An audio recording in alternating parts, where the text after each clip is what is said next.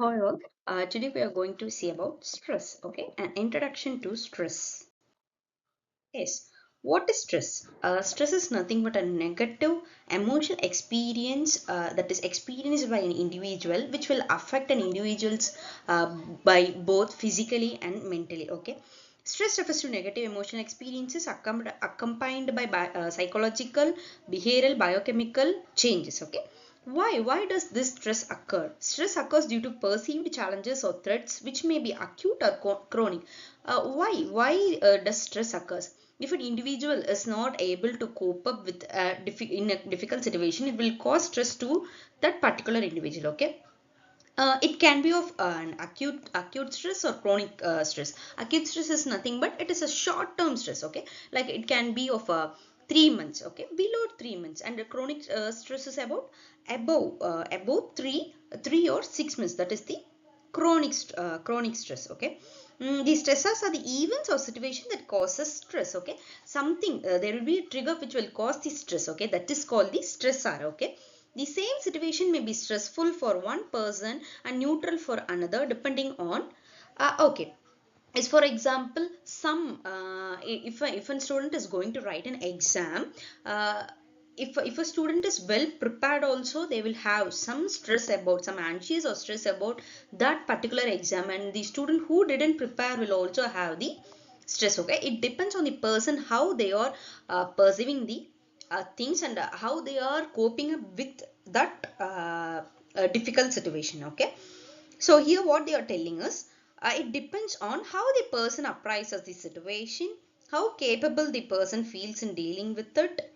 Stress does not affect only the mind, it also has multiple bodily consequences. If a person gets stressed, it will not affect them physically or mentally. It will affect the individual both physically and mentally. For example, if a person is getting stressed, they will obviously have some headaches or anxious or numbness, whatever it can be. Okay, that's the thing they are telling here. The next is, yes, stress, vulnerability, and disorder.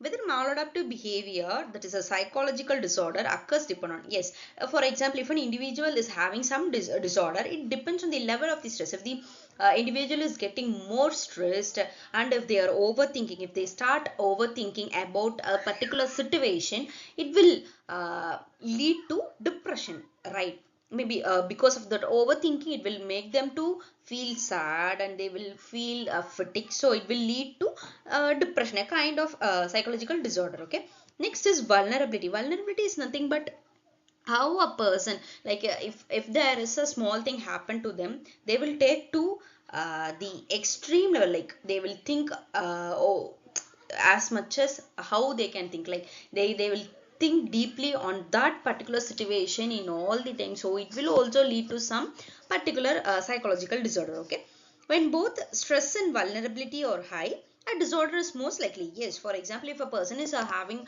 too much of stress, and if they are overthinking about that particular situation, it will obviously there will be chances of getting that person will be having going to have some kind of disorder. Okay, high vulnerable person may show low deterioration even with mild stress. Yes, a resilient person may show deterioration only when stress is extraordinarily severe. Okay, that's what they are saying here.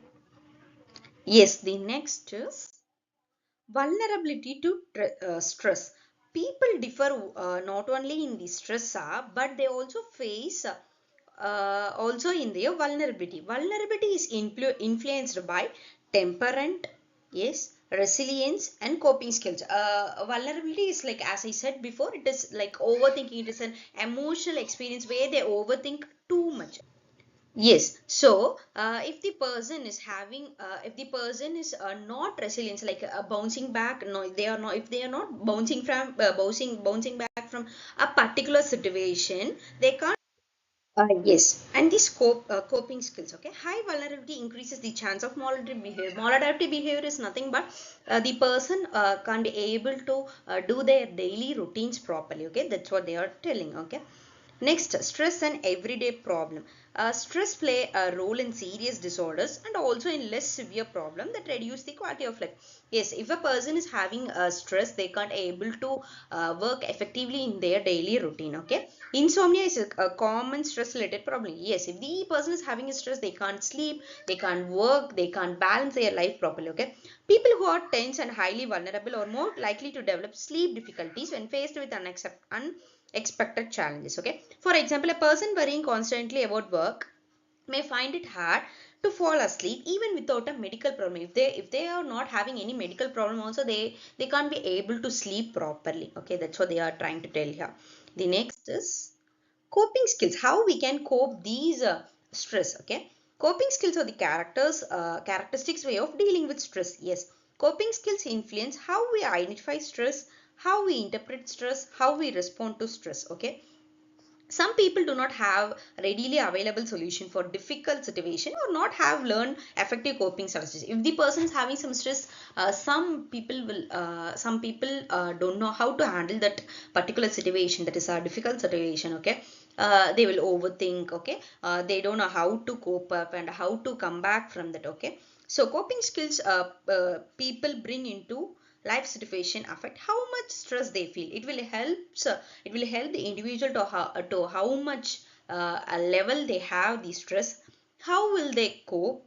People with well developed self confidence and the ability to remain optimistic or better able to deal with stress. Yes, personality development contributes coping skills which in turn affect adjustment to stress. For example, a confident student who believes I can handle this manage exam stress better than a student who doubts their ability. Yes, for example, if a student who can say I can handle this, they can manage the exam stress better than a student who doubt on their ability. That's what they are telling about the coping skills. Okay,